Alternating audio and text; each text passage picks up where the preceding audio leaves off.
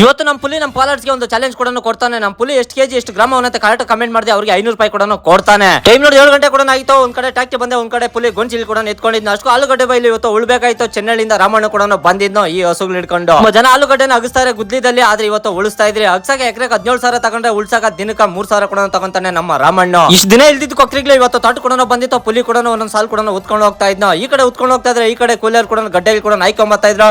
Time ನೋಡಿ 10:30 ಕೂಡ ಆಗಿತ್ತು. ಊಟ ಕೂಡ ಬಂದಿತ್ತು. ಪುಲಿನು ಮತ್ತೆ ನಮ್ಮ ಫ್ರೆಂಡ್ಸ್ ಎಲ್ಲ ಕೂಡ ರಾಮಣ್ಣ ಜೊತೆಗೆ ಊಟ ಕೂಡ ತಿಂದು ನಮ್ಮ ಪುಲಿ ಒಂದು ಬೇಡಿ ಕೂಡ ಹೊಡೆದ್ನೋ. ಬಿಸ್ಲಿ ರೇಂಜ್ ಹೊಡಿತಾ ಇತ್ತು. ರಾಮಣ್ಣ ನೀರು ಕೂಡ ಕುಡಿತಾ ಇದ್ನೋ. ನಾನು ಕೂಡ ಹೊಡ್ಕೊಂಡ್ ಬರ್ತಾ ಇದ್ದೆ. ಏಜ್ ಗಂಟೆ ನಾವು ಇಡ್ತಿರೋ ಇರಲ್ಲ ಅಂತ ನನಗೆ ಡೌಟ್ ಬರ್ತಾ ತಿನ್ನೋ ಊಟ ಆ ತರ ಕೂಡ ಐತೆ. ರಾಮಣ್ಣ ಒಂದು ಮಾತು ಹೇಳ್ತಾನೆ ಕೇಳಿಸ್ಕೊಳ್ಳಿ. ಅಂದ್ರೆ ಅಪ್ಪ ನಾಟಿ ಸೀಮಸ್ಗಳ ಕೊಡ್ತವೆ. ಅವು ನಾವು ಕೆಲಸ ಆರಂಭ ಮಾಡಕ್ಕಾಗಲ್ಲ.